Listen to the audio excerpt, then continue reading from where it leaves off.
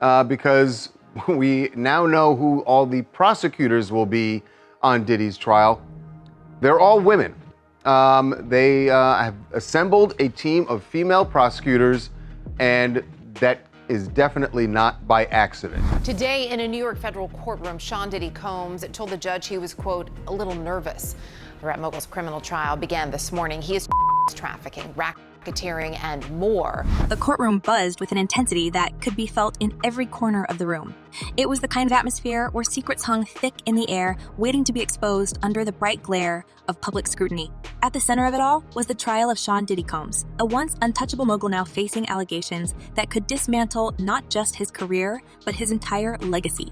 But amidst the salacious claims and jaw-dropping testimonies, one name unexpectedly surfaced that sent shockwaves beyond the courtroom walls: Barack Obama. Two women who said that they had been abused, saying it happened decades ago, and they thought that they could look at the evidence in this case, which is about assault, and view it fair and unbiased based on what comes into the courtroom. And one woman who is proceeding said she was arrested when she was 16 for shoplifting at Harry Potter's World at Universal Studios. The judge asked her what she stole. She said it was a... The revelation came like a thunderclap during the testimony of Diddy's former personal assistant, David James. As James recounted the details of his years working for the Bad Boy Records founder, the courtroom leaned in closer, already captivated by his descriptions of lavish parties and a lifestyle that seemed ripped from the pages of a decadent novel. Then, almost casually, James mentioned something that no one could have anticipated: a bizarre, almost surreal anecdote about pills shaped like the face of a former president. When pressed to clarify which president he was referring to, his answer landed like a bombshell: Barack Obama.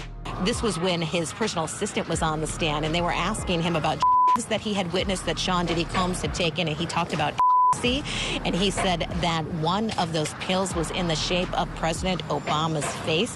Got some reaction from the juries, as if just to make an acknowledgement as to, oh, that's really interesting. That was in the shape of President Obama's face. For a moment, the courtroom fell into an uneasy silence, as if everyone collectively held their breath. The details themselves were strange enough, almost absurd. Pills molded into the visage of the 44th president. It was a detail so bizarre that it bordered on the satirical. But it wasn't the pills themselves that caused the ripple effect. It was the implication of what they represented. If Diddy's world, as painted by the testimony so far, was a labyrinth of influence, power, and debauchery, then how deep did this rabbit hole truly go? And why, of all people, was Obama's name now being uttered in this sordid saga? The media, of course, wasted no time. Within hours of James' testimony, headlines blared provocative questions. What is Obama's connection to Diddy's trial, and from the Oval Office to the freak-offs? The internet lit up with speculation as conspiracy theorists and commentators alike scrambled to piece together a narrative that might link one of the world's most respected statesmen to the chaotic downfall of a hip-hop tycoon. Was it merely a coincidence? An unfortunate overlap of worlds that never should have touched? Or was this a glimpse into something far more calculated? Something hidden just beneath the surface? Was centerpiece of a lot of what happened during direct testimony were freak-offs. And what the prosecution tried to show was that he forced and or coerced her into doing these freak-offs. And we've talked about this earlier this week, that at least my opinion is that in a lot of these, the prosecution just didn't close the loop. It was something she felt. Behind the scenes, whispers began to swirl about whether Obama had ever attended one of Diddy's infamous parties. These weren't just any gatherings. They were the stuff of legend, shrouded in secrecy and attended by the most powerful figures in entertainment, sports, and allegedly politics. Witnesses described them as opulent affairs where discretion was the unspoken rule. Phones were often banned, guest lists were tightly controlled, and what happened behind closed doors rarely made its way into the public eye. But now, with the trial peeling back the layers of Diddy's carefully curated image, those walls of secrecy were crumbling. Insiders, none willing to go on the record, of course, claimed that the parties were more than just social events. They were networking hubs where deals were whispered into existence, alliances were forged, and reputations were both made and destroyed. And while the guest lists often included the expected roster of celebrities and industry heavyweights, there were always rumors of a more shadowy presence: politicians, business magnates, and other figures who operated in circles far removed from the music world. Could Obama have been one of them? So Diddy, after the Cassie lawsuit, gets hit with a bunch of lawsuits, and then ultimately the raids, and then this criminal case. And To be clear, there was no evidence, at least not yet, that Obama had ever set foot in one of Diddy's homes or attended one of his soirees. But that didn't stop the speculation. The mere suggestion was enough to ignite a firestorm, with every new detail from the trial adding fuel. For instance, James' testimony about the pills wasn't just treated as an odd footnote. It became a symbol of the blurred lines between power, privilege, and excess. The idea that a former president's likeness could be reduced to a party favor spoke to the surreal nature of Diddy's world, a place where even the most untouchable figure in modern politics could be commodified for amusement. But the real intrigue lay in the unanswered questions. If Obama's name was now part of this narrative, how much more was there to uncover? Was his connection purely symbolic, a strange coincidence, born out of Diddy's eccentric lifestyle? Or was there a more tangible link, one that could unravel with the right amount of pressure? The prosecution, for their part, remained tight-lipped about whether they intended to pursue this thread further. But that didn't stop the defense from seizing the moment, spinning the revelation as a distraction meant to sensationalize an already explosive trial. Outside the courtroom, the public reaction was predictably polarized. Supporters of Obama dismissed the entire thing as a ridiculous smear, an attempt to drag his name through the mud by association. They pointed out, rightly, that there was no proof of any wrongdoing on his part and questioned the credibility of a witness like James, whose own motivations were being scrutinized. But critics saw it differently. To them, the mere possibility of a connection was enough to demand answers. If Obama had attended one of Diddy's parties, what did he know about what went on behind closed doors? And if he hadn't, why were there pills with his face on them in the first place? The questions were endless, and the lack of definitive answers only made them louder. Let's talk about the filth that's starting to come out in the early days of the Diddy trial. This, of course, is P. Diddy. Surprise, surprise, he's a creep. Surprise, surprise, he's done horrible things. Meanwhile, the trial itself continued to grind forward, each day bringing new revelations that seemed to deepen the mystery rather than resolve it. Cassie's testimony had already painted a damning picture of Diddy's behavior, describing a man who wielded his power with a kind of reckless abandon. Her account of his controlling nature, his penchant for orchestrating elaborate and deeply unsettling scenarios, seemed to confirm the worst fears about the man behind the music empire. And now, with James' testimony about the pills, the narrative was taking an even darker turn. What made the Obama angle so compelling wasn't just the shock value. It was the way it seemed to encapsulate the larger themes of the trial. This wasn't just a case about one man's alleged crimes. It was a story about power and its corrupting influence, about the ways in which wealth and fame could create a bubble where normal rules didn't apply. The inclusion of Obama's name, whether fair or not, served as a stark reminder of how easily lines could blur in a world where access was currency and discretion was the golden rule. Court has just ended, and I'm just getting word right now that we are hearing that Kid Cudi, who is going to be an important witness in this case, that he possibly is going to take the stand tomorrow. So that's going to be interesting testimony, because this is a situation in which Sean Combs had said that he was jealous and accusing Cassie Ventura of cheating on him with Kid Cudi. And yet, for all the noise and speculation, the truth remained maddeningly elusive. As the trial entered its second week, the question on everyone's mind wasn't just what would happen to Diddy. It was how far the ripples of this case would spread. Would more names come to light? Would the prosecution pursue the Obama connection? Or would it remain a tantalizing footnote in an already sensational story? The answers, it seemed, were just out of reach, buried beneath layers of intrigue and carefully guarded secrets. And just when it seemed like the scandal couldn't spiral any further, Cassie's testimony took the courtroom by storm, unraveling layers of darkness that even the most jaded observers couldn't have anticipated. Her voice, calm but unwavering, cut through the tension like a blade as she recounted her decade-long entanglement with Sean Diddy Combs, a relationship that, as she described it, was less a romance and more a high-stakes game of control. Cassie's words weren't just damning. They were devastating, painting a picture of a man who operated with impunity, bending everyone and everything around him to his will. That he has with others, and just because no one else has been charged, which normally in a RICO case you would have others charged. It was a statute designed to get mob bosses, trying to get at criminal behavior that's like a web of criminal behavior that you can't necessarily prove, like the one thing or the statute of limitations expired on the other thing, but you're just showing this bad guy who's operating what's clearly an enterprise that over and over engages in criminal problems or criminal acts.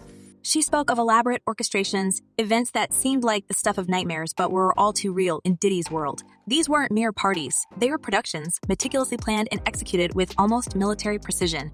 Guests were hand-picked, their every move monitored. The atmosphere was intoxicating, both figuratively and literally, a concoction designed to disarm even the most cautious attendees. Cassie described rooms filled with laughter that masked an undercurrent of something far more sinister, where no one truly knew what might happen next. What made these gatherings even more unsettling, according to Cassie, was the way newcomers were often treated. She revealed that Diddy had a particular fascination with first-time attendees, especially those who came from outside the entertainment world. Politicians, wealthy financiers, and even a few tech moguls, people who weren't used to this level of excess, were given the full VIP treatment. Cassie explained that Diddy had a knack for reading people, quickly identifying their weaknesses, and then using that knowledge to either charm or manipulate them. It wasn't just about impressing them. It was about pulling them into his orbit, ensuring they left feeling indebted or awed by his power. They saw evidence in the case. They immediately honed in on racketeering, and they started saying, why is this racketeering with one guy? And they're charging this one guy. They had a real problem with that. They did not have a problem with the Mann Act. They found him guilty on the Mann Act. And they hung 6 to 6 on racketeering. But it didn't stop there. Cassie claimed she'd witnessed moments where Diddy would deliberately push people beyond their comfort zones, testing their limits just to see how far they'd go. Whether it was through subtle dares or more overt pressures, those who resisted were often met with thinly veiled ridicule. She described an instance involving a high-profile guest, a public figure known for their squeaky clean reputation, who was visibly uncomfortable with the atmosphere. Rather than easing the tension, Diddy leaned into it, teasing them in front of the crowd until they relented. It was, as Cassie put it, a game to him, and he always had to win. And yet, for all the discomfort these moments caused, people rarely spoke out. Cassie suggested it wasn't just fear of retaliation that kept them silent. It was the allure of being part of Diddy's world. To be invited to these events was to gain access to a level of exclusivity that few could even imagine. For many, the potential benefits of staying in his good graces outweighed the risks of speaking up. The result was a culture of complicity where everyone knew the rules and no one dared to break them. And what's really going to be interesting is the parade of celebrities who we expect to be mentioned and or called into that courtroom. You know, people who we hadn't heard about prior, like Mike Myers, you know, Austin Powers, Mike Myers. Why is he getting called? Why is he on the witness list? That'll be fascinating. And then, of course, there are the no-name, quote unquote, women who are going to have to find every ounce of courage they have. But it wasn't just the events themselves that left jaws on the floor. It was the way Diddy wielded them as weapons of influence. According to Cassie, these gatherings weren't just about indulgence. They were about leverage. He had a knack for getting people to let their guard down, creating an environment where secrets spilled as freely as soda. And once he had those secrets, they were his to keep and to use. Cassie detailed how he would casually reference things he knew about people, a subtle reminder that nothing in his orbit was ever truly private. It was a chilling glimpse into how power could be weaponized, how trust could be twisted into a noose. Then there was the violence. Not always physical, but omnipresent nonetheless. Cassie described moments that left the courtroom silent, moments when Diddy's temper would flare without warning. She recalled how his charisma could shift in an instant, turning from charm to fury like the flick of a switch. It wasn't just her who bore the brunt of it. She spoke of others in his circle who had been on the receiving end of his outbursts, painting a picture of a man who ruled through fear as much as through adoration. You know, I suppose it could be coincidence. I don't think it's coincidence. And especially given the nature of the case. Yes. Because when you look at who is examining these various witnesses, you know, especially female alleged victims, of which there will be 4. And yet, for all the horror she described, there was a thread of tragedy running through Cassie's testimony, a sense of a young woman who had been drawn into a world she couldn't escape. She admitted that she had felt trapped, that Diddy's control over her extended far beyond their personal relationship. He wasn't just her partner, he was her boss, her landlord, her entire support system. Every aspect of her life was tied to him, a web of dependency that left her with nowhere to turn. It was a stark reminder of how power imbalances can be exploited, how even the brightest stars can be exploited, how even the brightest stars can be dimmed by the shadow of someone else's dominance. As if Cassie's testimony weren't enough, David James returned to the stand, his accounts adding even more fuel to the fire. This time, he delved into the logistics of Diddy's operations, revealing the extent to which his former boss went to maintain control. James spoke of aliases, burner phones, and secret bank accounts, a labyrinth of precautions designed to keep everything under wraps. He described how hotel rooms were booked under fake names, how staff were instructed to never speak of what they saw, how even the smallest details were micromanaged to an almost obsessive degree. It was as if Diddy had built an empire not just on music and entertainment, but on secrets and silence. judge is hopeful that that could be concluded as soon as Wednesday, with opening statements in the case beginning next week and then the beginning of the evidence. So Combs has pleaded not guilty. He has said, his lawyers have said, that all of these allegations are the prosecutors trying to criminalize his sexual activity that they say was entirely consensual. But James didn't stop there. He went on to describe the lengths Diddy would go to in order to protect his image, recounting incidents where he had been instructed to clean up after his boss, both literally and figuratively. He spoke of payments made to keep people quiet, of threats issued to those who dared to speak out. James' testimony was a masterclass in how power can be used to manipulate, to intimidate, to erase the truth. It was a damning indictment, not just of Diddy, but of the entire system that allowed him to operate unchecked for so long.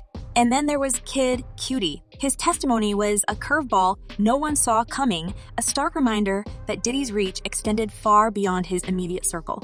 Cutie spoke of a relationship with Cassie that had drawn Diddy's ire, of a jealousy so intense it led to actions that bordered on the unthinkable. His words painted a picture of a man who couldn't bear to lose, who saw every slight, real or imagined, as a challenge to be crushed. Cutie's account was a sobering reminder of how far Diddy was willing to go to maintain control, how his need for dominance didn't stop at Cassie, but extended to anyone who dared to get too close. Absolutely not surprising, because they want to get to a fair and impartial jury, and someone who has already formed an opinion, for example, is not going to be someone that the defense is going to want to move forward with, because you are supposed to listen to what the judge says in the four corners of the room. But perhaps the most chilling moment came when Dawn Richard, a former member of Diddy's girl group Danity Kane, took the stand. Her testimony added yet another layer to the unfolding drama, revealing a side of Diddy that few had seen but many had suspected. She spoke of threats issued in moments of anger, of promises made and broken, of a man who saw people not as individuals but as tools to be used and discarded. Richard's words were a stark reminder that the trial wasn't just about Diddy's relationship with Cassie. It was about a pattern of behavior that spanned years, a legacy of control and exploitation that touched everyone in his orbit. And yet, for all the revelations, for all the shocking details, the question remained: how deep did it go? With every new testimony, with every new piece of evidence, the scope of the scandal seemed to grow. It wasn't just about Diddy anymore. It was about the system that allowed him to thrive, about the culture of silence that surrounded him, about the people who looked the other way. And as the trial continued, it became clear that the answers wouldn't come easily, that the truth, whatever it was, would remain elusive, buried beneath layers of power and privilege. And so when you are walking in there with an already pre-approved idea of what you think is going to happen and what you think your opinion is going to be, it is hard to be able to say that that person is going to be swayed and can be fair and impartial. So here's the real question. What do we do with this? How do we reconcile the image of a man who once stood at the pinnacle of success with the allegations that have now come to light? How far does this scandal reach? And who else might be implicated before it's all over? Let us know what you think down below, because if this trial has taught us anything, it's that the story is far from over. We'll see you in the next one.